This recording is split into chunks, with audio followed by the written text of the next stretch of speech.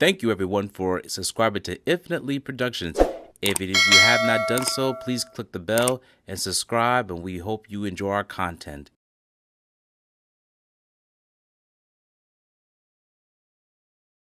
Tell the truth. It helps when I turn the microphone on. I was here to tell the truth, and that's what I did. And yours was the alibi for The Joseph Ciancagilini attempted murder. And that on that morning he was Home. Never left the house until he got the phone call, but I wasn't there when he left. And of course, you with your husband, there was no doubt where he was that. No doubt in my mind. No doubt in my mind. I love my son dearly. How do you feel that it's going? It doesn't matter what I feel. It matters what the jury feels, and that's the bottom line. How about you, Maria? We have to wait. It's up to those 12 individuals. And if they do their job correctly, it should come back as not guilty, I believe. We'll see. Honestly.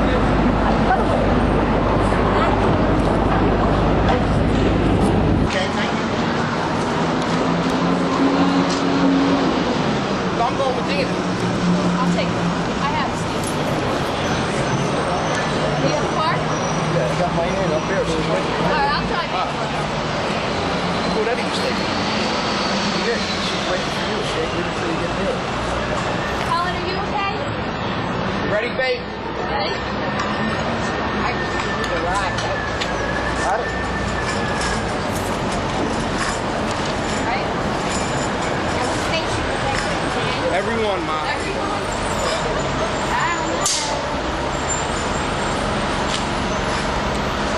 Better with the option. I could walk to the gas. Running Dina. All right, guys.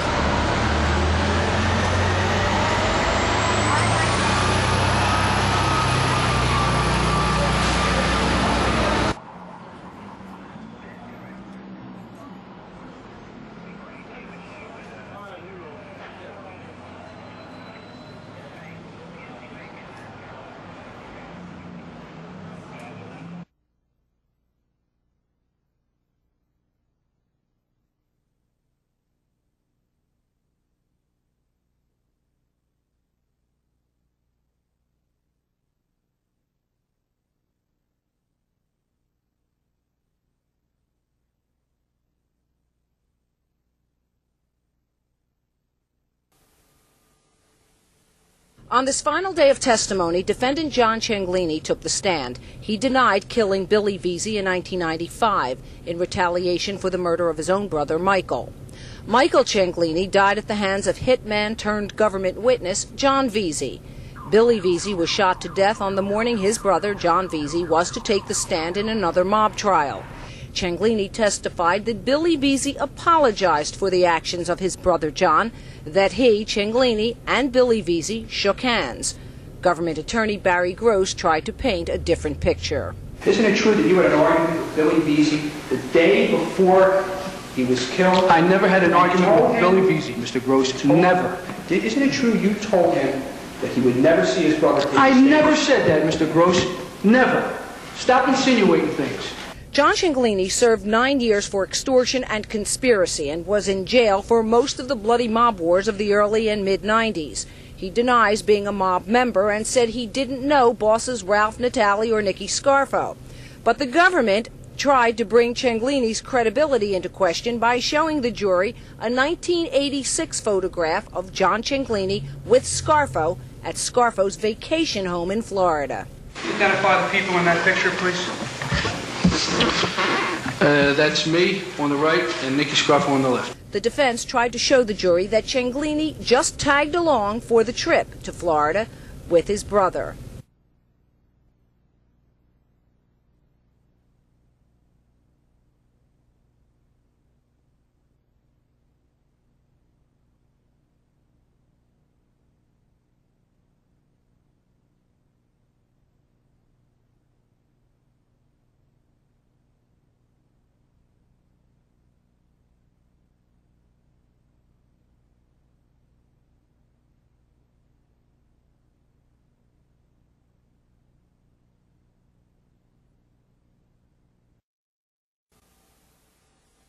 Assistant U.S. Attorney Zane Meminger told the jury that La Cosa Nostra engages in violence to get things done. He added that the defendants in this case, Joey Merlino, Steve Mazzone, George Borgesi, Frank Gambino, Marty Angelina, Ciancagilini, and Angelo Lutz, are members of the crime family.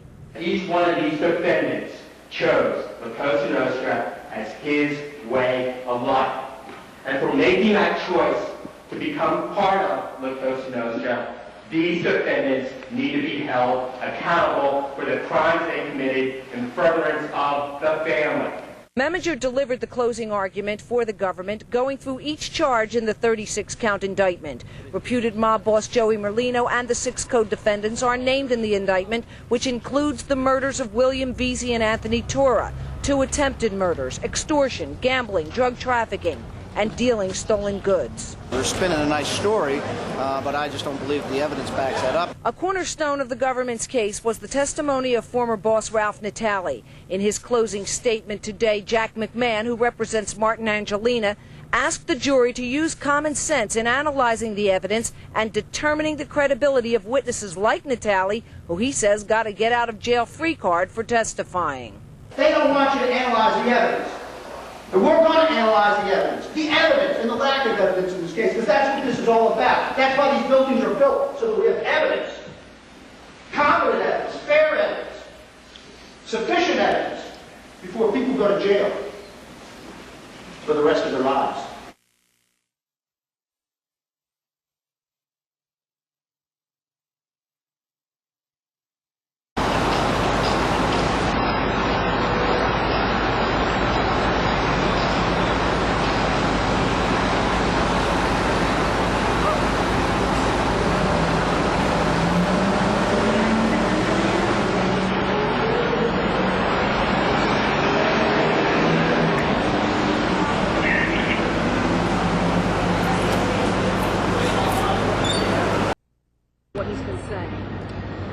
Well, I feel that Bruce is doing an excellent job of telling the truth in this case. I think many witnesses come up and they have lied, and I believe that everyone sees all the lies at this point.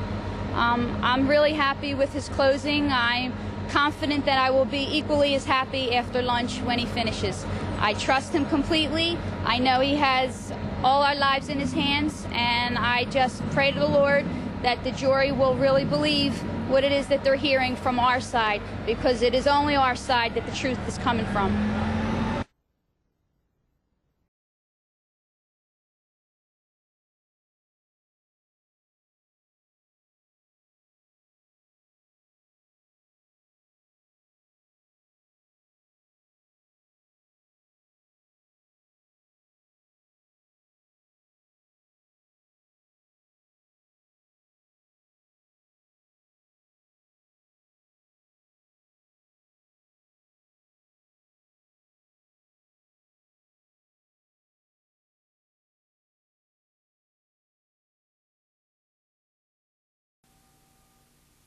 The defense in the case of Joey Merlino and 6 co-defendants has tried to put the government on trial during closing arguments. The attorneys have attacked the prosecutor's key witnesses and the government's motives for even trying the case. Steve Patrizio, who represents alleged underboss Stephen Mazzone, said the government has lost its moral compass. The government was on a mission here to get Joseph Merlino. For years and years and years, it became an obsession. It is like perpetual motion. Attorney F. Emmett Fitzpatrick said his client, Ciancagilini, is only on trial because his father and other family members were mobsters. He's a hard-working individual from South Philadelphia that happens to have a name that's been associated with the mob for years, and that's why he's sitting in that courtroom.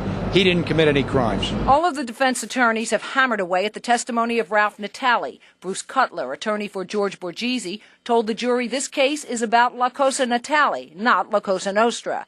Addressing government attorney Barry Gross, Cutler said the mob is no more. It's dead and gone, Barry. You won. It's been dead and gone for years. Everybody's locked up, everybody else is dead, and everybody else is a government witness. George Borgesi's wife, Dina, says she hopes the jury hears Cutler's words. I just pray to the Lord that the jury will really believe what it is that they're hearing from our side, because it is only our side that the truth is coming from. The defense has verbally pummeled the government in this case, its witnesses and its tactics. But in the end, the government will have the final say when Assistant U.S. Attorney Barry Gross gives a rebuttal argument. In Center City, I'm Kathy Gandolfo, Channel 6 Action News.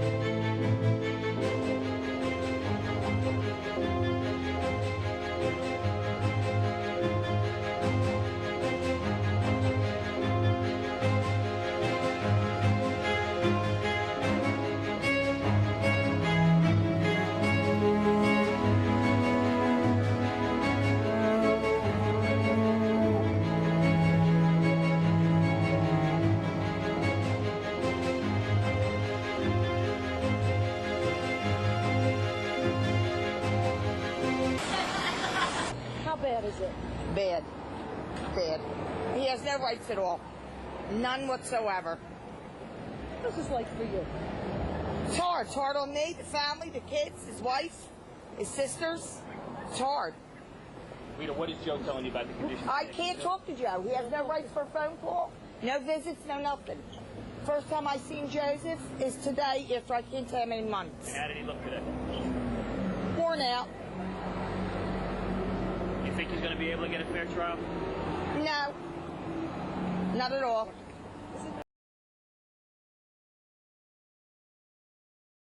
Thank you for watching this video. Please subscribe to our channel and check out more of our content. Feel free to give your feedback and suggestions on what we should do next in the comments. This is Infinite Lee Productions. We love ya.